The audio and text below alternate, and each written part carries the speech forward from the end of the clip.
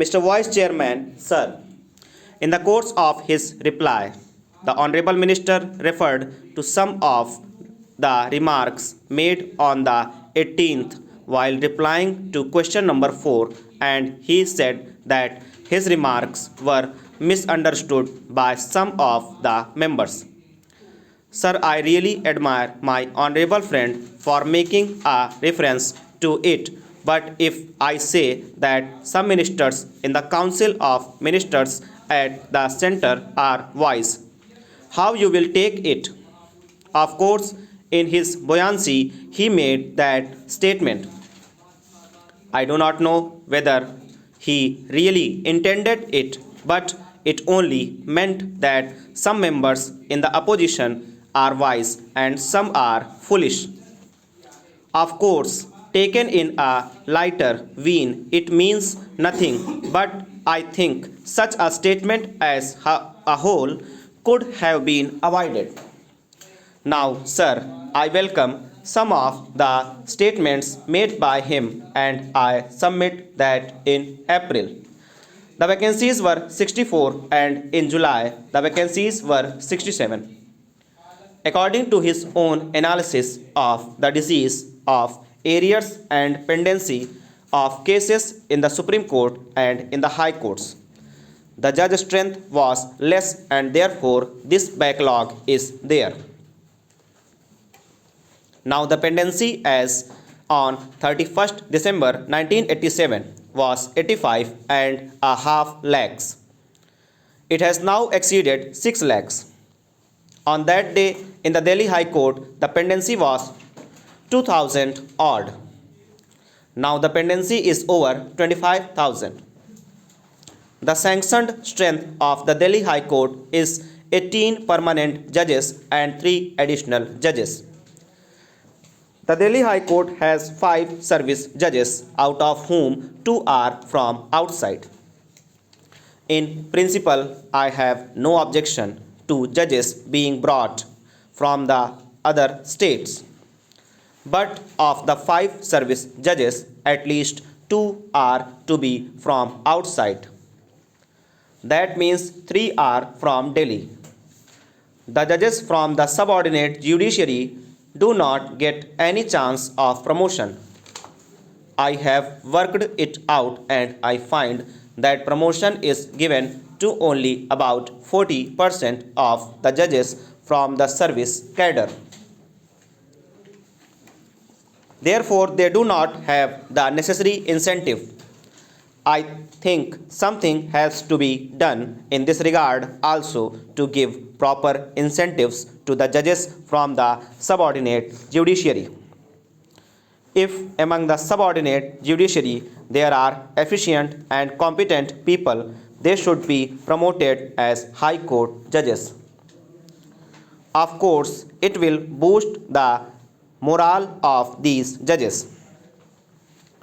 In fact, we have seen that many Supreme Court judges who are doing very well have been promoted from the subordinate judiciary.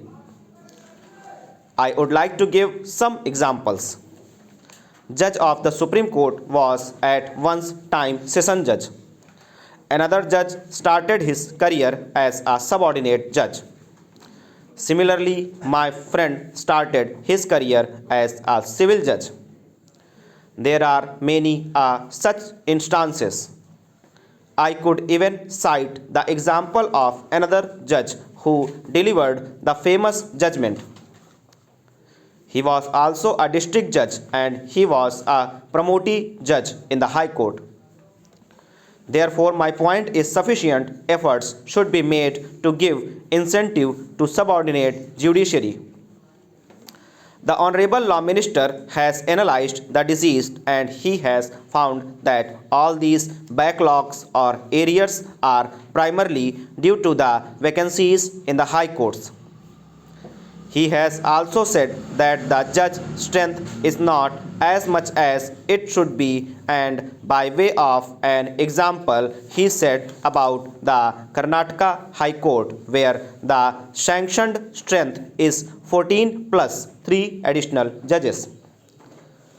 This comes to 17. but their requirement is 33. Similarly, if you work out the requirement of judges in each high court taking into consideration the quota of disposal fixed by the Chief Justice Conference, namely 650 per year, we find that the judges' strength in each high court has to be increased every year. This is because the arrears go on mounting up. This is a constant problem. Every year we cannot go on speaking about this.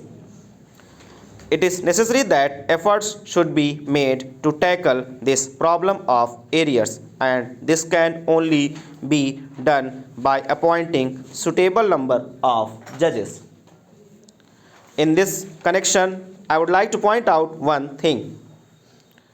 I could not understand one thing which the Honorable Law Minister said in the course of his answers the other day. He said that proper judges were not appointed. I could not really understand what he meant by the words proper judges. For the appointment of judges, there is a specific provision in the Constitution. Certain minimum qualifications must be there. Firstly, a recommendation is made by the state government in consultation with the Chief Justice of the concerned High Court. Then the appointment is made. All this is known to the Honorable Law Minister.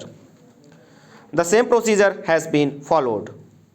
Therefore, when he made this observation that proper judges were not appointed,